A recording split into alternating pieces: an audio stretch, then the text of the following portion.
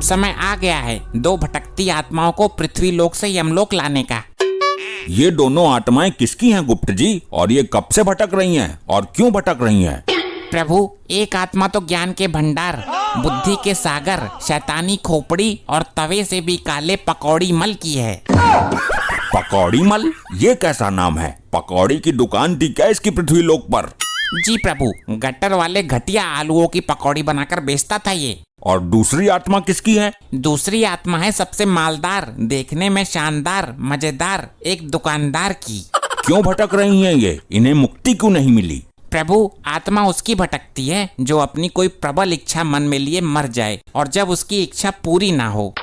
गुप्त जी, ऐसी कौन सी इच्छा थी इन दोनों की? प्रभु, इस शैतानी बुद्धि पकौड़ी मल के हृदय में पाप भरा था। अच्छा। इसने अपने से कमजोर एक ईमानदार आदमी का जीना दुखी कर दिया था। गुप्त जी, इच्छा कौन सी थी ये तो बताइए। प्रभु, ये पकौड़ी मल इतना बाहर से काला नहीं था जितना अंदर से काला था। ये पेट का काला था। अरे हाँ, इसको हम यमलोक में आने के बाद कठोर दंड देंगे। पहले आप ये बताइए कि प्रबल इच्छा कौन सी थी इसकी? प्रभु, ये पकौड़ी मल अपनी अकल के आगे किसी को कुछ नहीं समझता था। हर समय अपना ही धिंगा धिंगी करता था। गुप्त जी, हम पूछ रहे हैं कि ऐसी कौन सी इच्छा थी जो पूरी नहीं हो पाई है, जिससे इनकी आत्मा भटक रही है? क्षमा करें प्रभु, अभी बताता हूँ। अति शीघ्र। जी प्रभु, इसके पड़ोस में एक नवयुवक रहता था। उसके माँ बाप गुजर गए थे। अति हृदय विदारक घटना है ये तो। इन दोनों की इच्छा थी कि इसकी जमीन बिकेगी और ये हाथ में कटोरा लेकर भीख मांगेगा। अति दुराचारी लोग हैं ये। किसी को बिना परखे उसके बारे में ऐसा कैसा सोच सकते हैं? इसलिए तो आत्मा भटक रही है। ये भी तो हो सकता है कि बाप के मरने के बाद वो जिम्मेदारी समझने लगे और सुधर जाएं। ऐसा ही हुआ प्रभु, लेकिन गेम उल्टा फंस गया। वो नवयुवक तो कलाकार निकला। उसने परिस्थिति को संभाल लिया और उसको भीख मांगता देखने की इनकी इच्छा दबी ही रह गई। वाह, अद्भुत, अति सुंदर, अति उत्तम। ये नवयुवक आजकल कर क्या रहा है? प्रभु, वो बड़े बड़े लोगों की पेंटिंग बनाकर उनको भेंट करता है और अपनी एक खास पहचान बना लेता है। अति उत्तम, हम प्रसन्न हुए। प्रभु, अब इनकी भटकती आत्माओं को लेने चलें? जाने से पहले हम इन भटकती आत्माओं की जिंदगी के कुछ खास पलों के बारे में जानना चाहते हैं। जैसी आपकी इच्छा प्रभु, लैपटॉप में देखिए।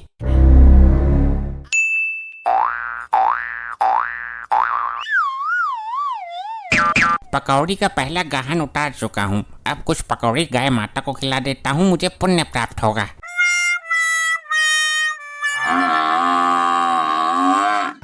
आ गई गौ माता, पहले इनको खिलाता हूँ पकौड़ी।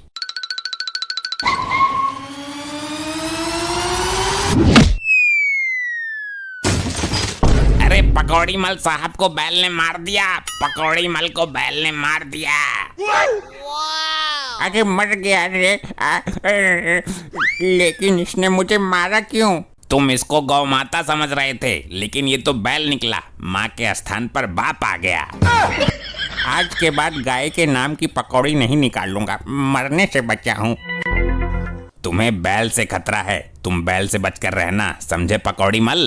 तेरी बुद्धि खराब है गुलटेरिया। मेरा एक कमजोर पड़ोसी है, गरीब है पर दिल का साफ है। उसका बैल रोज बिना पूछे खोल कर ले जाता हूँ मैं, और वो कुछ नहीं कहता।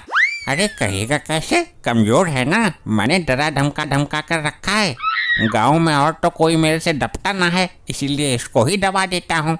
बड़ी शैतानी खोपड़ी है तुम्हारी तो पकौड़ी मल। अरे दोनों बाप बेटा पागल हैं, उन्हें कुछ पता नहीं है कि दुनिया में क्या चल रहा है। पागल नहीं, शरीफ सज्जन है। इनकी शराफत का नाजायज फायदा उठाने वाले कालिया जंड। इतनी हरकत किसी और के साथ करके देख, तेरा मुंह छित जाएगा 2 मिनट में।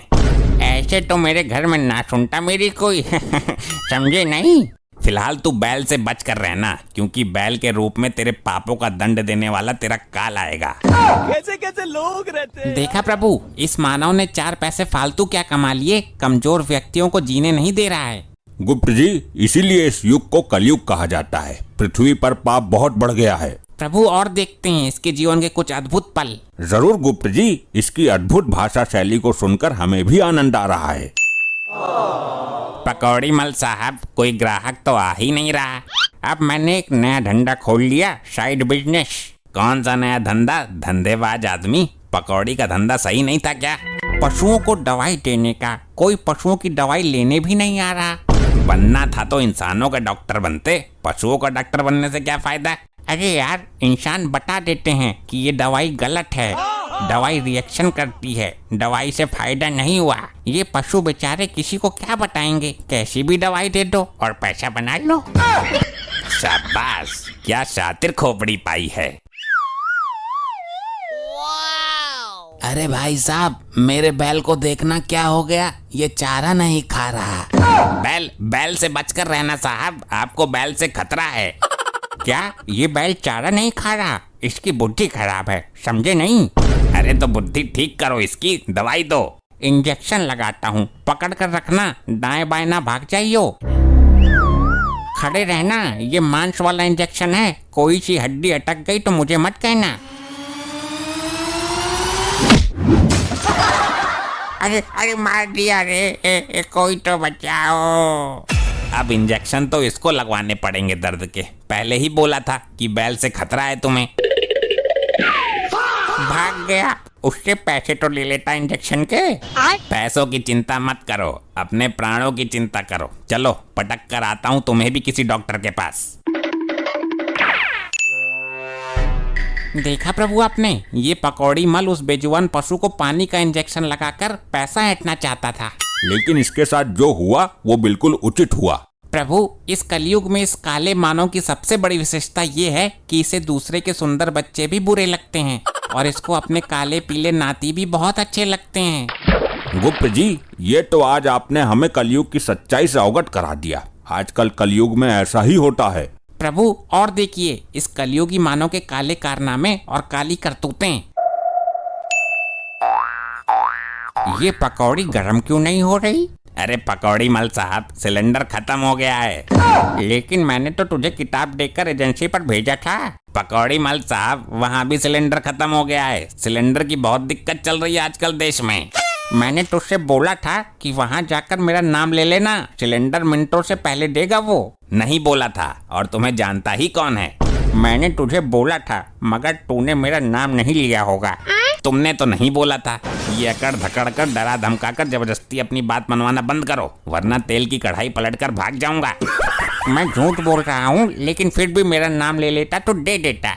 एक बार लपरू ने परेशान होकर तुम्हारा नाम लिया था, उसके थोबड़े पर 2 चपट जड़ दिए थे एजेंसी वाले ने। अरे लपरू के तो 2 सिलेंडर परसों ही उठाए मैंने। पकौड़ी मल साहब, नंबर है लपरू का, लगाऊं क्या? नहीं रहने दे, खामोखा मेरी पोल खुल जाएगी। मुझ में तो आदत है जबरदस्ती ज्यादा बोलकर अपने आप को सबसे ज्यादा बुद्धिमान दिखाने की। किसी दिन गर्म तवे पर धकेल कर भाग जाऊंगा, केवल फालतू बकवास करना जानता है। ये बता, तू मसाले कहाँ से लाया? पकौड़ियों में बिल्कुल भी स्वाद नहीं आ रहा। तुम्हें कैसे पता? तुम अंतर्यामी हो क्या?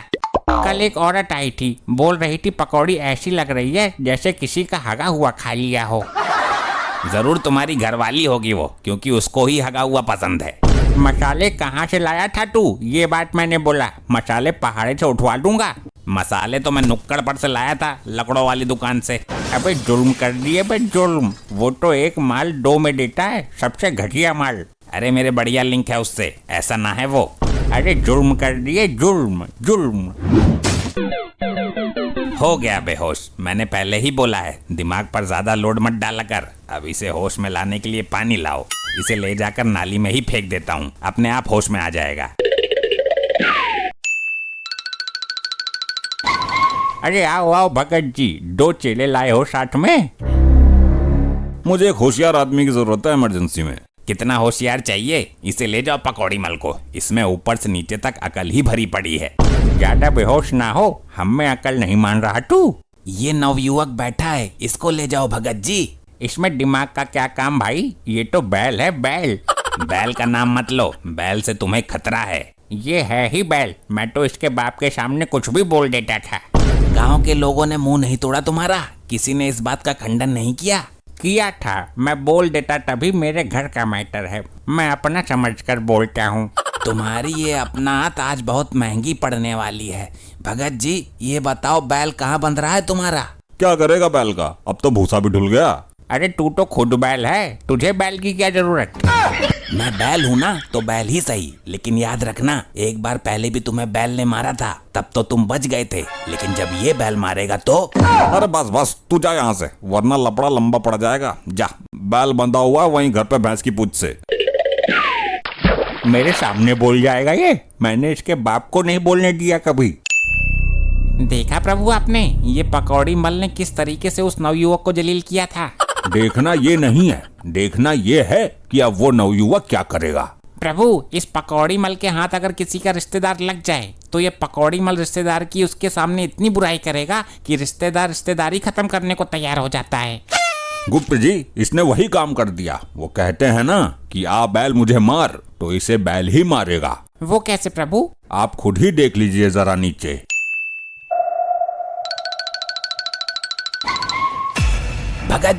भगत जी अनर्थ हो गया, जुल्म हो गया, जुल्म। अबे क्या हुआ? तुम्हारा बैल खुल गया और इधर को ही भागता हुआ आ रहा है। अरे क्या कह रहा है? मजाक का भी एक टाइम होता है। पकौड़ी मल साहब, पहले तुम भाग लो, तुम्हें खतरा है बैल से।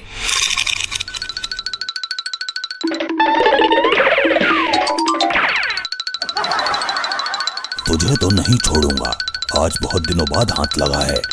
इन बैलों की मुझसे क्या दुश्मनी है यार?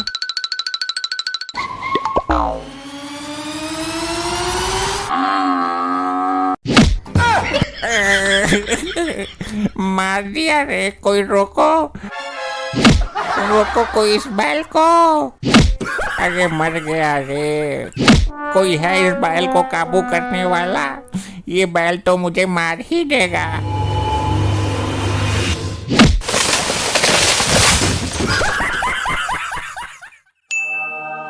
प्रभु, ये है इसके जीवन का अंतिम खास पल। अब चलते हैं इसको लेने। जी प्रभु, पहले इस पकौड़ी मल की आत्मा को ले आते हैं और दूसरी आत्मा को अभी भटकने देते हैं। क्यों, दूसरी आत्मा से हमारी कोई खास शत्रुता है क्या? नहीं प्रभु, अभी उसका समय पूरा नहीं हुआ है। ठीक है, चलते हैं, और इस अति चतुर काले से हमें कुछ प्रश्न भी पूछने हैं। चलते हैं प्रभु, और हमारे इस वीडियो से समाज को एक संदेश जाएगा, क्योंकि हमने इसमें कलयुग की सच्चाई को दिखाया है।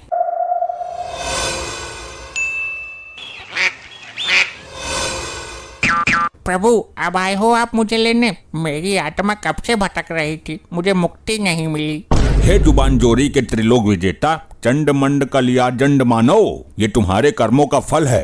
हे प्रभु, ऐसे कौन से गलत काम किया हूँ मैं? तुम अपनी दौलत और बुद्धि के नशे में इतने चूर थे कि तुम्हें अपने कोई गलत काम नजर ही नहीं आए। मैं नहीं मानता कि मैंने कोई पाप किया है। बुद्धि भ्रष्ट है उन लोगों की जो मुझे जबरदस्ती पापी बनाना चाहते हैं। तुमने अपने आप को होशियार दिखाने के चक्कर में ना जाने कितने लोगों का अपमान किया है, उनको अब शब्द बोले हैं। हे प्रभु, मैं तो पूरे दिन काम करता था, मेरे घर में तो मेरी कोई सुनता नहीं था, तो इसलिए कमजोर लोगों पर अपने मन की भसड़ निकाल देता था। हे जरूरत से ज्यादा चालाक मानव, दुनिया में हर तरह के इंसान होते हैं, कोई गरीब कोई अमीर, पांचों उंगलियां बराबर नहीं होती। तो एक गरीब लोगों की दुनिया में तुम्हारी दबी में जीने के लिए कोई नहीं आएगा। क्षमा करें प्रभु, मैं तो अपना समझ कर कह दिया करता था। अपना समझकर नहीं, कमजोर समझकर। तुम दुनिया से होशियारी कर सकते हो, लेकिन हमसे नहीं, क्योंकि यम है हम। बाकी और तो कोई तुमसे दबता ही नहीं। प्रभु, आप नहीं जानते, उसके घर का सिस्टम ही खराब था। सिस्टम तो तुम्हारे दिमाग का खराब है। इस दौलत पर घमंड मत करो, ये समय का खेल है। कभी गरीब लोग अमीर हो जाते हैं तो कभी बड़े से बड़े रईसजादे सड़कों पर भीख मांगते फिरते हैं। प्रभु, इससे बहस बेकार है, इससे बड़ा मुंह जोड़ तो पूरे एरिया में नहीं था। लेकर चलिए इसे।